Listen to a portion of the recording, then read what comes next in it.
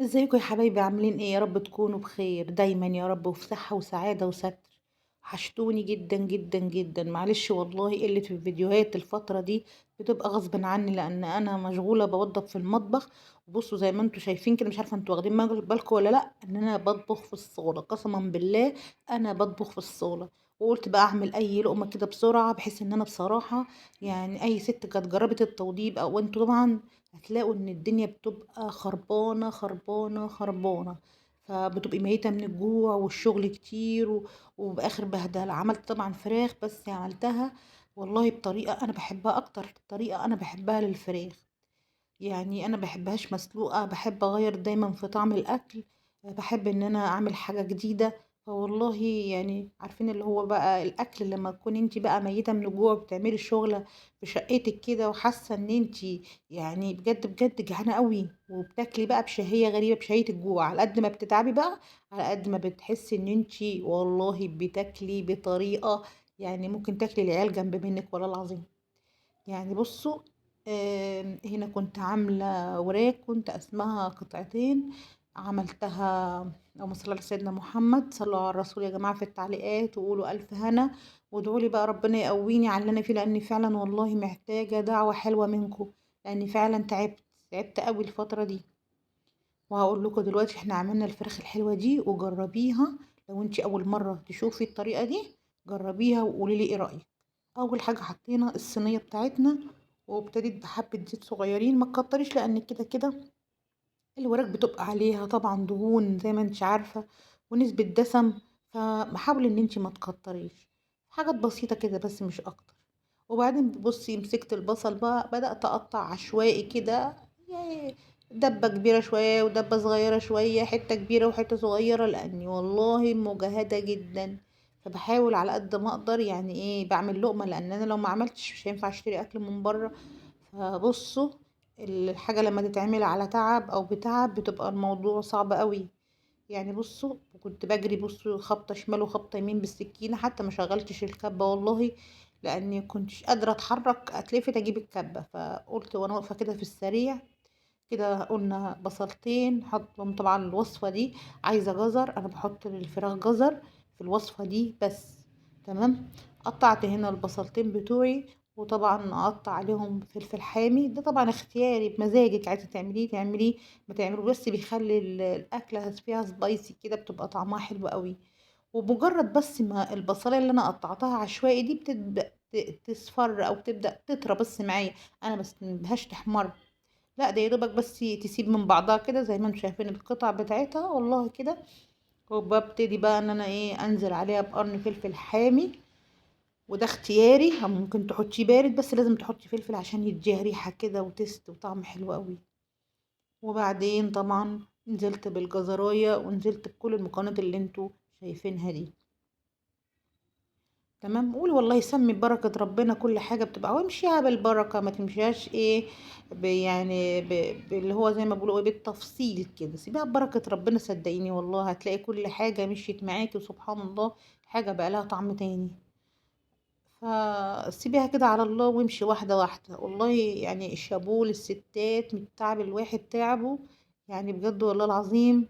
يعني الرجالة بنقول بتشتغل بره، بس الستات بتتعب جدا والله العظيم. وبالذات لما يكون في بقى حاجة بتتوضب في البيت او بتعملي اي حاجة، فبتبقى الموضوع بالنسبة لك صعب قوي قوي.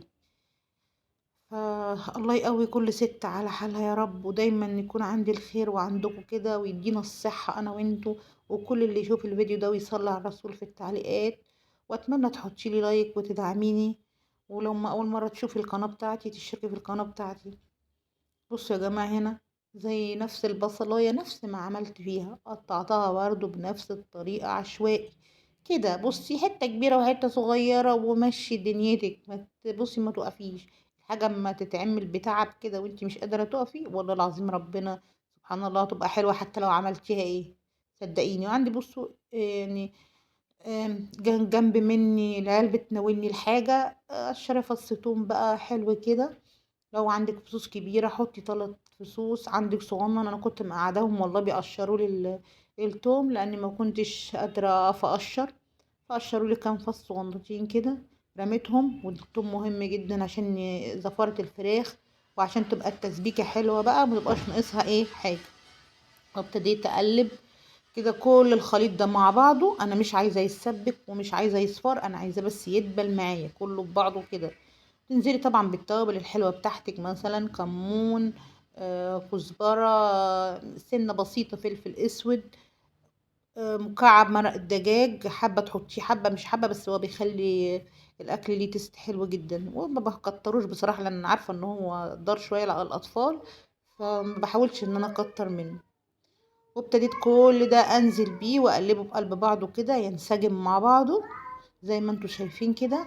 والله الفراخ دي لو ما جربتيهاش واول مره تجربيها، والله طعمها تحفه تحفه، وتاكلي بالعيش كده لما تشبعي يعني. ويا سلام بقى لو عندك فرن، انا للاسف انا ما عنديش فرن فبسويها على البوتاجاز. اما انت لو عندك فرن بقى وديتيها بس تنزل الميه بتاعتها كده على النار وبعدين تبتدي تحطيها في الفرن تاخد وش، تبقى تحفه، تبقى جميله قوي. الف هنا على قلبك انتي وانا وكل اللي يسمع الفيديو ويصلي على الرسول بنيه الخير والفرج، وان ربنا يكرمنا كلنا يا رب ويبارك لنا في صحتنا وفي ولادنا ويحقق لنا كل اللي نفسنا فيه. هنا بصوا يا جماعه، انا هنا بقى زي ما انا قلت لكم حطيت مكعب المرق وابتديت اقلب فيها زي ما انتم شايفين كده والله. وانزل بقى بعديها بالفراخ. مش هتحطي ميه نهائي خالص، انا ما حطيتش ميه خالص، انا بس ابتديت احط الفراخ وبعديها هديت النار خالص زي ما انتم شايفين كده مقطعاها قطع. ببدأ احطها وهدي النار خالص بقى. الفراخ دي هتنزل ميه على البصله بالجزره بالطماطمايه بالتتبيله اللي انت حطاها دي، ومش هتحتاج ميه نهائي. مجرد بس ما هي تشم الولع هتلاقيها نزلت المية اللي في قلبيها، هي هتستوي منها فيها كده من غير ما تحط لها اي اضافات زي ما انت شايفة كده. بصي يا قلب اختك، احنا كده اهي. مجرد ما يبصي كده زي ما انتوا شايفينها كده، رصيت الصينية وغطيت عليها. مجرد ما تنزل بس سنة من المية وبعدين بروح ايه ببدأ اقلبها بقى. بقلبهاش كتير، انا مجرد ان انا بس مغطية عليها تنزل المية بتاعتها. والله بتبقى سكر سكر سكر سكر، مش قادرة اقولك طعمها بيبقى ايه. وبعدين بتستوي بقى بتغرزي في قلبها الدبوسة كده زي اي ست شاطرة في الدنيا. حطي فيها كده، لقيتيه فيها دم يبقى طبعا لسه ما استوتش. لقيتيها خلاص تمام تمام. بس اهم حاجة تخلي النار هادية، ولما تحس ان ميتها زادت قوي او نزلت مية كتير في السوا تعلي النار بحيث ان هي تكون ايه تشرب الصوص بتاعها ده. زي ما انتم شايفين كده، انا والله التصوير ظالمها لكن هي شكلها وطعمها تحفة. والف هنا وشفا ليا وليكم يا رب، ودايما يكون عندي وعندكم الخير كله يا رب، ودايما نكون مع بعض.